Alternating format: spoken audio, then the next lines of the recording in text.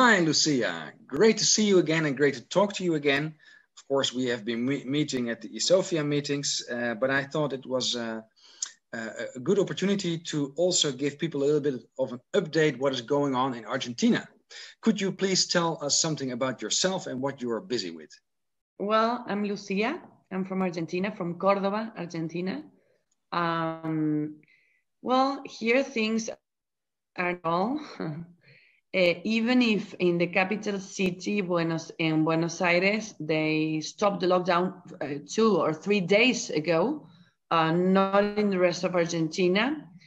And even if they said the lockdown is off, it's not true because we don't have public transport. We cannot go in between regions or provinces. Schools are closed. Pretty much everything is closed. They just open restaurants, which it's great for the owners, but it's not enough. And well, the main thing we are dealing with now is the mandatory vaccination, which is like crazy. And well, pretty much that. We are like waiting and see because every movement, our president is a little bit lost now. Well, it's been lost for a while. So one day he says something and he retracts and he go back. So the vaccine was mandatory, but not mandatory the experimental ones. And now the health minister, yes, they're going to be mandatory. So they call it here civil death. If you don't take the vaccines, you are civil death.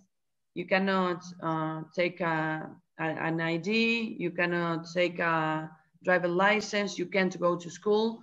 Like if you don't vaccinate your kids, they lose the school. So it's indirectly mandatory because it's physically not mandatory, but you're not allowed to partake in any part of civilization or society. Exactly. Well, that's very frightening. Are the vaccines already being injected, or is this still in the pipeline? Well, there is Pfizer ones, the first people that Argentina signed a contract with, and we need to remember that Argentina has this external debt, and the main group, economic group, is BlackRock. And BlackRock is the owner of Pfizer. So when they arrange the debt, no, they arranged that we were going to be, like Argentinian people were going to be the phase 3 of the vaccine, Pfizer vaccine. So yes, they are already vaccinating people, but just military people, our army. Because the volunteers are all from the army and they are volunteer. I don't know if they know what implies the vaccine, but so we don't have much. Experimental design of mRNA vaccines is being injected in the military personnel of Argentina. Yeah, Pfizer one, yes, already. Then in Argentina, I assume we are buying every kind of vaccines. The worst one, like I find out one, I don't know if it called Epi or how is the name, because I don't know even the origin, but one that was rejected in Spain, we bought it. We bought a lot of doses of the Russian one, who is coming in December. They said so. Then the Oxford one. English people vaccinating us is like, but it's okay. That's another kind of politics. And then Johnson & Johnson, we have several. We have like 7 vaccines coming. Our government is very, very happy about it.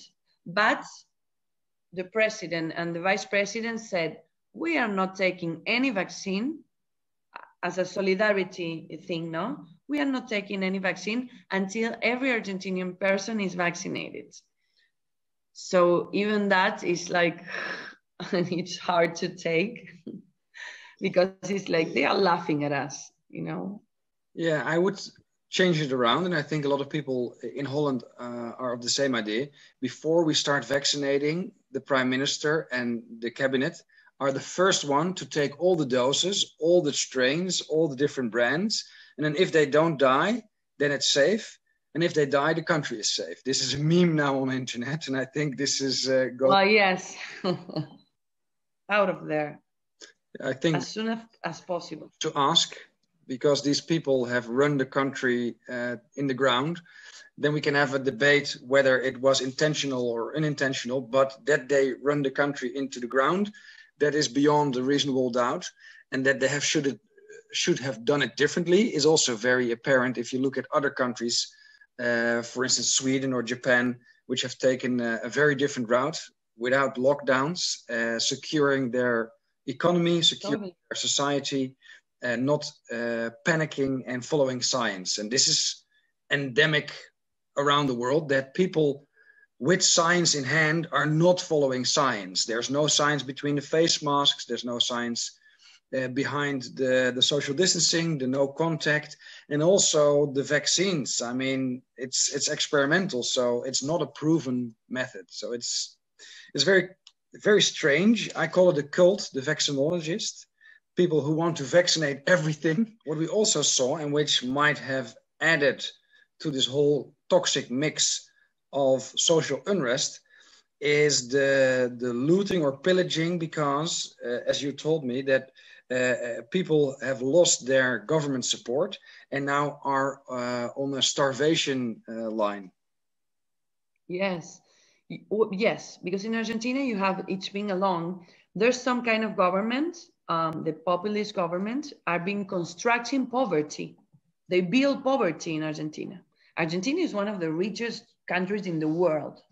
We don't lack food. We have tons and tons and tons of food. But we have people starving here because governments construct poverty. Okay? In Argentina today, you have 60% of the children are under the line of poverty. Okay? It's heartbreaking. Okay, and yes, they don't have money and they don't have food. So they go into places and they come, like, you know what else? Mass media are not communicating anything. They just communicate what, like they're counting dead, and you know, the same thing in all over the world. So it's like everything is freelance. I don't know how it's like the land of nobody here. You have little towns or little cities, and they do whatever. Police do whatever. People do whatever. So they are little, you know, riots. They are not huge, but they are little riots against the police because they kill someone and the police doesn't do anything. So the people go against the police, and then the police go. So it's getting crazy. And we already saw this in Argentina. It's not the first time that happens with hunger, because it's hunger and violence. And they construct this. Nothing is like Azaros. No, they are constructing this, and they let us. And now the president for the end of the year says, we're not giving the help that we were giving to all that people that cannot work. The last help people got in Argentina was in September. People that is not working for 7 months. And the help was, I'm not telling you the help because it's, I don't, now it's not even $80. Every 2 months, $80. People is going to take everything that it's been said, and they are going to start from there, not for freedom. They're going to start from there. That it's normal to wear a mask, that it's normal not to touch. And I can see that we are few, and we are the crazy ones, and we are going to be the non-vaccinated, the free people without the mask. So quickly, they did it in 6 months.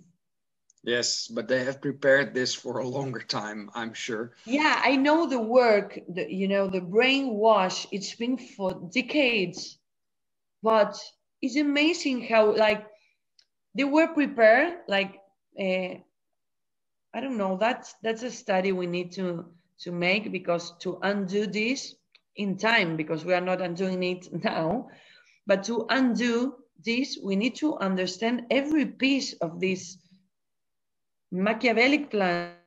Yeah. So I think we understand a lot of pieces already about it, and it's a fear neurosis or a psychosis or cognitive dissonance. Yeah.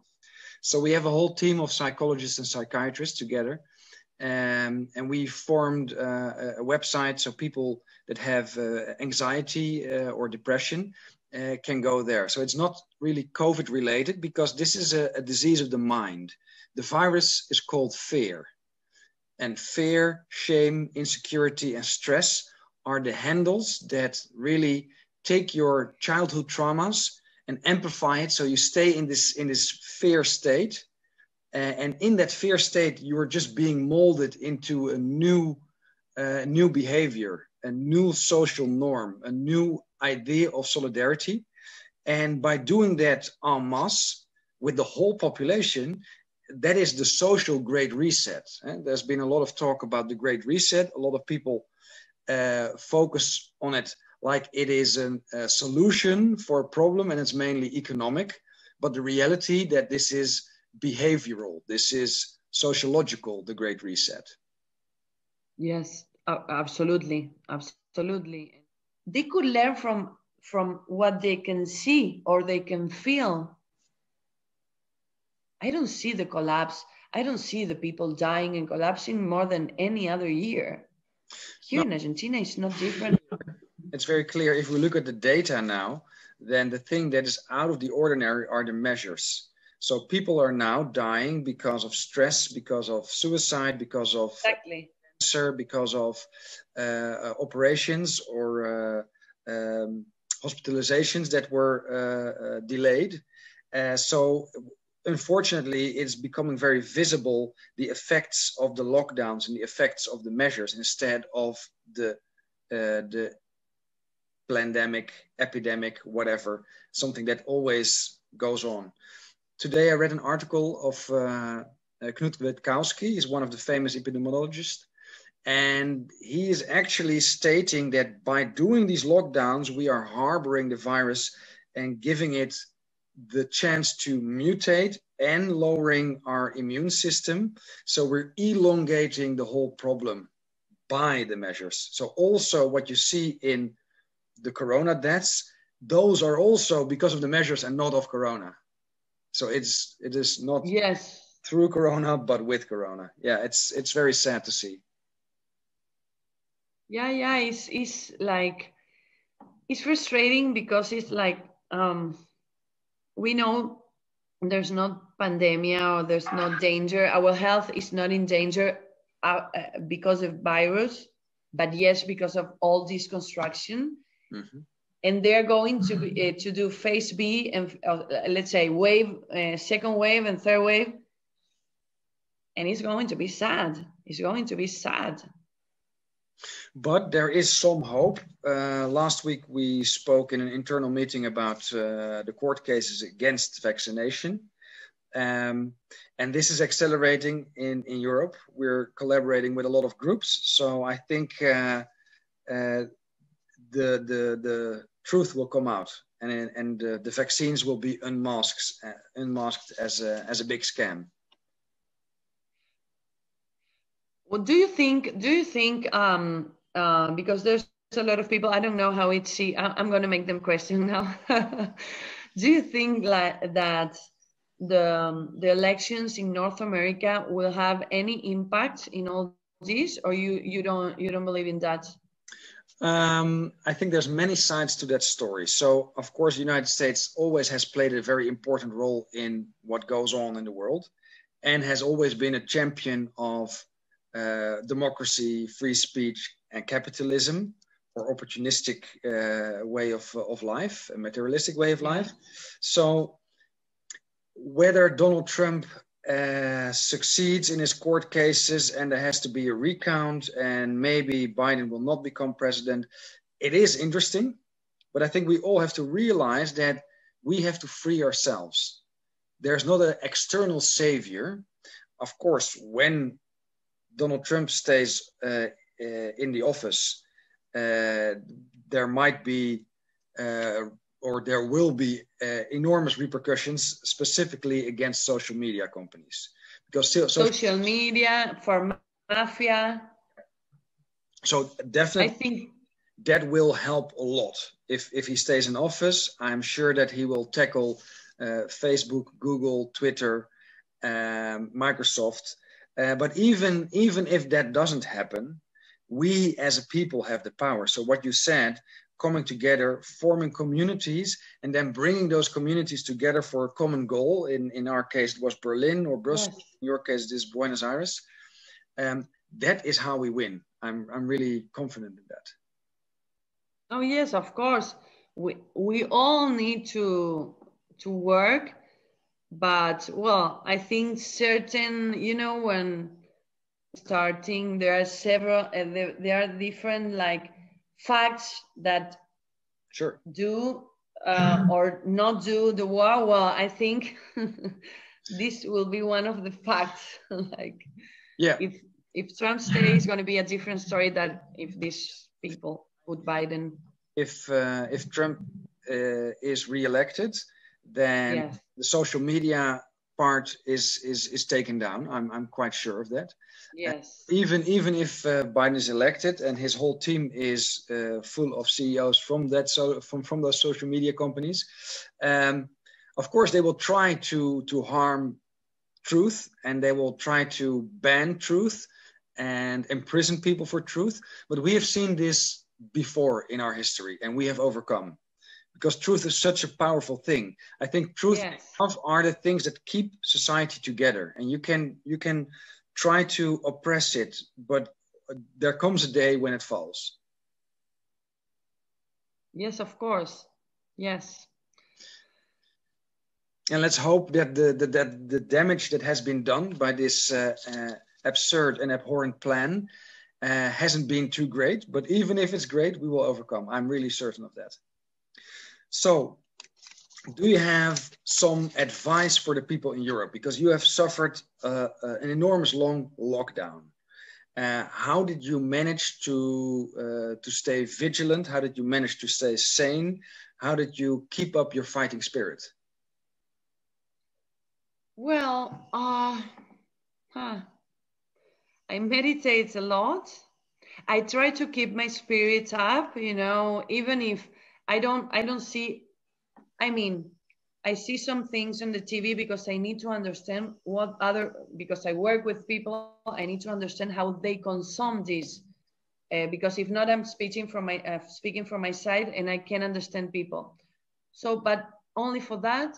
And then I try to live freely, you know, and try not to follow any of these impositions, with the responsibility that it takes, or it might take. I never had some issue, maybe because I was doing really, I was doing like my life, like every day else. And, you know, going back, you know, like, as I did today, and I told you, going back 2 months ago and understanding how they are working with us, because we need to stay very alert of these little things, because I can see people in our side getting used to it, and that is something that we cannot allow it. Yeah. So always keep stay up and stay, you know, aware, like awake, aware, like paying attention. Let's pay attention, because so many things are going on, and they are going on in our faces, but they are going on in a way that we transcend them and we don't understand them. So trying to be very attentive to what happens. Everything is planned. Thank you, Lucia. And let's hope things develop in a good way. We keep in touch. And of course, the 21st of November, we have an international celebration of... Yes.